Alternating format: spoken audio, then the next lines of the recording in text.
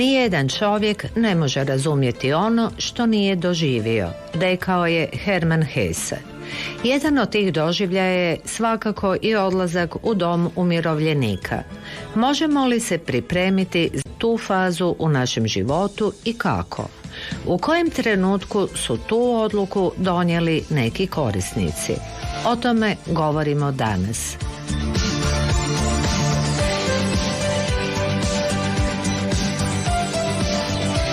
Trenutkom odlaska u mirovinu većina hrvatskih umirovljenika ne razmišlja o tome da će doći dan kada će nam svakodnevne obveze, plaćanje računa, pospremanje, kuhanje i ono što je najvažnije, socijalni život krenuti silaznom putanjom.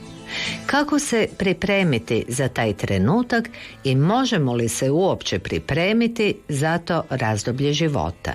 Ravnateljica Senekura doma u Zagrebu i Sesvetama Zrinka Pranjić-Kozlek. Činjenica je i ljudski je da svi o svom životu razmišljamo u pozitivnom nekom optimističnom svjetlu i nitko ne očekuje da će doći vrijeme kada će doći nemoć, kada će doći starost, kada će doći bolest. Nismo na to spremni ni mi, nisu ni naši potomci. Ja. Pripremamo se za odlazak djece u vrtić, za odlazak djece u školu, međutim jednog dana kada oni odrastu, mi se svi pitamo kako je to došlo tako brzo i nismo spremni na to. Ista ili slična stvar je sa odlaskom roditelja u dom.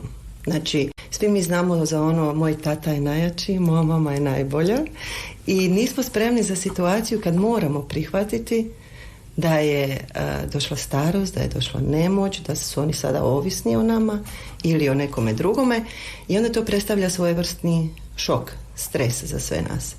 Kako se pripremiti? To je isto individualna stvar.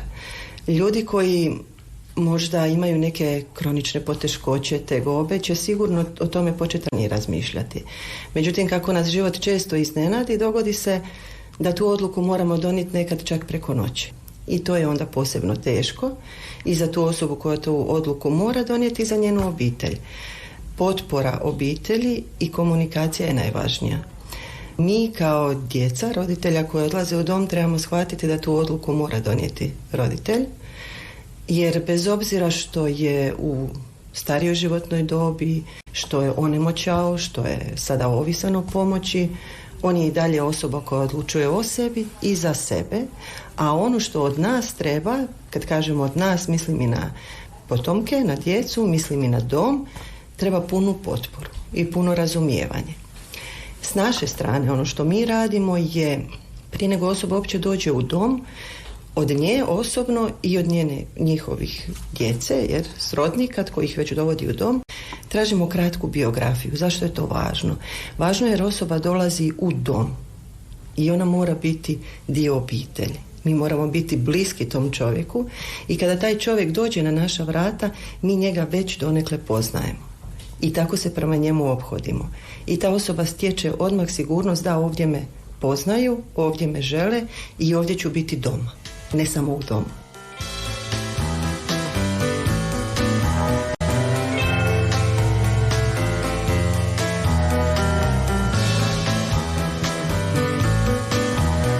Način na koji pomažemo obiteljima je da je komunikacija konstantna. U svako doba smo im dostupni i to nije samo floskula, zbilja jesmo, imaju sve naše mobitele, imaju mailove, mogu nas nazvati kad žele, mogu pitati što žele. S naše strane ono što radimo je da ih redovito informiramo o svemu što se u domu događa. Mjesečno radimo kućne novine, prikazujemo u riječi i u fotografiji sve što se u domu događalo, najavljujemo sve informacije, najavljujemo sve promjene. Sad zamislite kada je recimo sin ili kćer negdje u Americi ili u Njemačkoj, ne može toliko često biti tu, ne može onoliko dolaziti koliko bi htio vidjeti. Kada u nekom radnom danu, kada razmišlja kako mi je mama ili tata, dobije kućne novine, onda vidi sliku, pročita neki lijepi tekst. To je nešto što ga umiruje i što zna da je njegova voljena osoba na sigurnom, da je mažena, da je pažena, da neko skrbi o njoj. I tu se onda stvara nešto što se zove povjerenje, što u obitelji mora biti, a mi stvarno najviše dajemo prednost toj obiteljskoj atmosferi. jer mi živimo zajedno, mi provodimo vremena ovdje možda više zajedno nego što provodimo sa svojim obiteljima.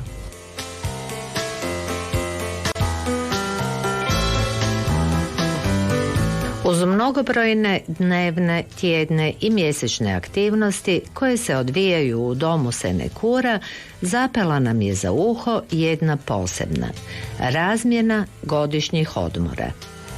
Naši korisnici, ove godine 5 naših korisnika išlo u naše domove u Austriji, a 5 njihovih je došlo k nama. Mi smo pripremili cijeli program, 5-dnevni program zabave, obilaska grada, znamenitosti, večera, ručkova i tako dalje, i naravno zabave u domu. Oni su imali jedan lijepi godišnji odmor, upoznali smo se s njima, oni su vidjeli kako mi tu živimo, naši su bili 5 dana u Austriji na godišnjem odmoru, tako da su se sklopila i neka nova prijateljstva i veze i tako. Tako da recimo kroz te aktivnosti i kroz taj shvaćanje te povezanosti i da ljudi bez obzira na starosni hendikep moraju dalje imati socijalizaciju, druženje, veze, prijateljstva i tako, mislim da činimo taj boravak u domu zabavnim. Pa meni se isto nekako čini da uvijek težimo svojim naraštajima. Nekako se ipak bolje razumijemo sa ljudima svojih godina nego sa mlađima ili starijima. Svi mi živimo u jednom drugom svijetu, iako je on isti. Da, naravno da ljudi koji su proživjeli jedan veliki dio života i skupili jako puno vrijednog iskustva, da najviše razumijevanja mogu dobiti od osobe koja je isto to ili slično proživjela. Znači mogu se razumjeti i po pitanju posla, po pitanju odgoja djece, sada već i unučadi, možda i praunučadi i tako dalje. Zanimljive su recimo situacije, priče kada se u domu nađu ljudi koje je život razdvojio, kao što smo recimo imali situaciju prijateljica iz djetinjstva i iz mladosti koje je to život razdvojio na dugi niz godina, upravo posvećujući im se, znači slušajući njihove priče životne, mi smo nakon nekog vremena shvatili, ako su te dvije gospođe bile na različitim odjelima, da su to te dvije prijateljice koje govore jedna o drugoj. Spojili smo ih i one su sad zajedno u istoj sobi. Sada je taj život puno ljepši. Znači one imaju od jutra do mraka o čemu pričati, čemu se smijati, imaju ista sjećanja, imaju iste priče. Kada jedna govori, druga zna o čemu ova druga govori. Tako da su, naravno ima tu i ljubavi koje su se našle u domu i tako, zanimljivih, jako zanimljivih priča.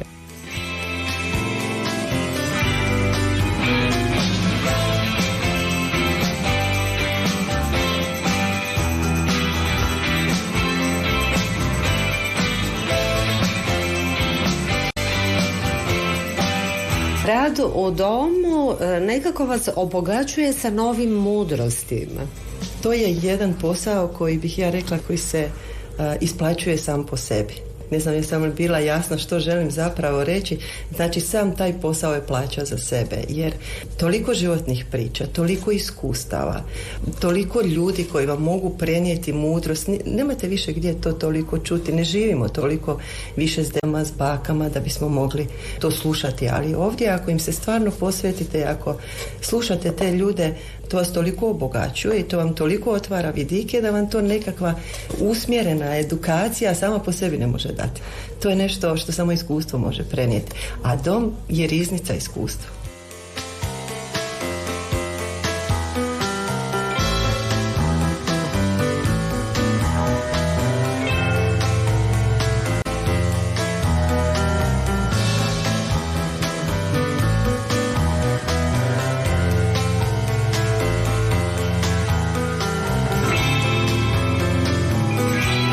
Međuljudski odnosi, pa od pećine su valjda bili isti. I svi mi imamo osjećaj da samo mi imamo takve doživljaje. Međutim, onda vidimo da je to sve skupa samo jedna epizoda u životu. Jer na taj način oni nama nekako olakšavaju možda nekakve svakodnevne stresove. Da, pa može se i tako gledati. Mislim, život je život, čovjek je čovjek. Neki odnosi su uvijek bili isti, ali ta neka mudrost koju oni skupe, oni su, kako se zna reći, oni su ono što ćemo mi tek biti. Ovo što smo mi sada, oni su već bili. I od njih možemo dobiti puno korisnih savjeta i mudrosti kako prihvatiti život, kako prihvatiti izazove u životu.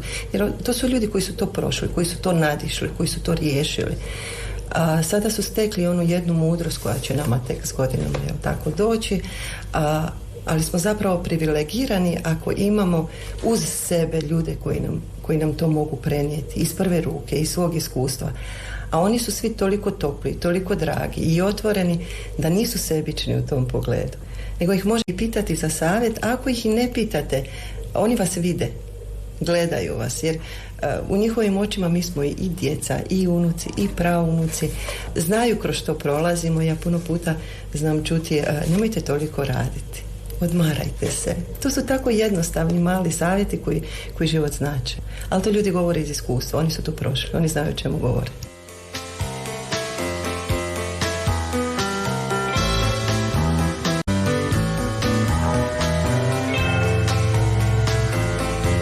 Koliko su važni međugeneracijski susreti?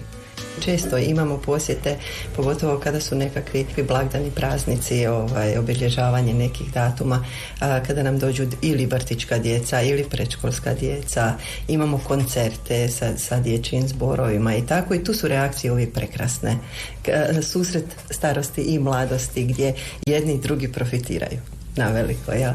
Tako da o tome vodimo računa i to je jako lijepo. Imamo i prepoznali smo i vrijednost jednu, smo vidjeli da postoje vještine koje su za sad ostale samo kod starijih ljudi, a bilo bi lijepo da ih prenesu i mlađima. Recimo pletenje, kukičanje, to su neke vještine koje su zamrle, nema toga više. Onda smo organizirali radionicu i naši korisnici radionicu kukičanja i pletenja, i to znanje, tu vještinu sada će prenijeti mlađima, doći će nam djeca iz škole, doći će nam na kraju krajeva i naši zaposlenici vole to vidjeti kako se to radi i tako da oni su zapravo zadovoljni i sretni jer jednu svoju vještinu, jedno svoje znanje, što se ponovno podsjete na njega, što je dobro za finu motoriku, za vježbanje ruku i tako, mogu dalje opet nekome prenijeti.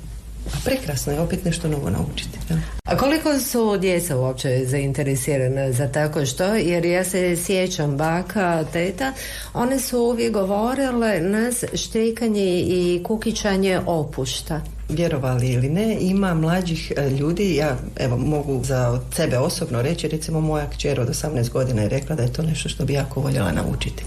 Tako da možda ne pričamo dovoljno o tome, ali mislim da je to postalo jako zanimljivo, jer ipak su to neke vještine koje su lijepe, a nisu više toliko zastupljene. A oni su upravo oni koji nam to mogu prenijeti i kojima će biti veselje da nam to i dobrobit da nam to prenose.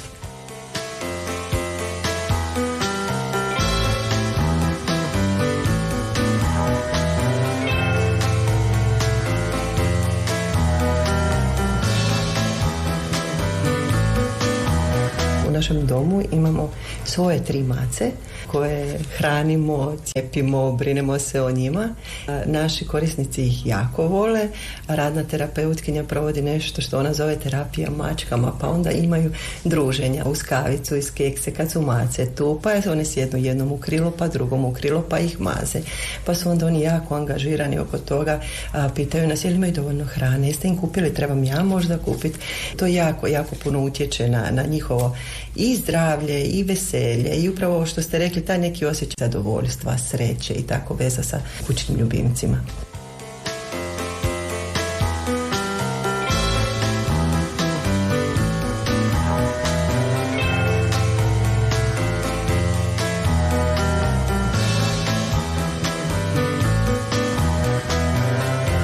Zdenka, ja iščitavam da je vama jako, jako lijepo u domu. Pa na radnom mjestu. Moram priznati da dobro iščitavate. Ako ovaj posao shvaćate na pravi način i ako ga radite sa srcem, onda vam ne može biti ružno na poslu. Znači, to je posao koji vas ispunjava potpuno. Mi radimo s ljudima. To je neiscrpno bogatstvo emocija, dobre vibracije, međuljudskih odnosa i to je plaća sama po sebi.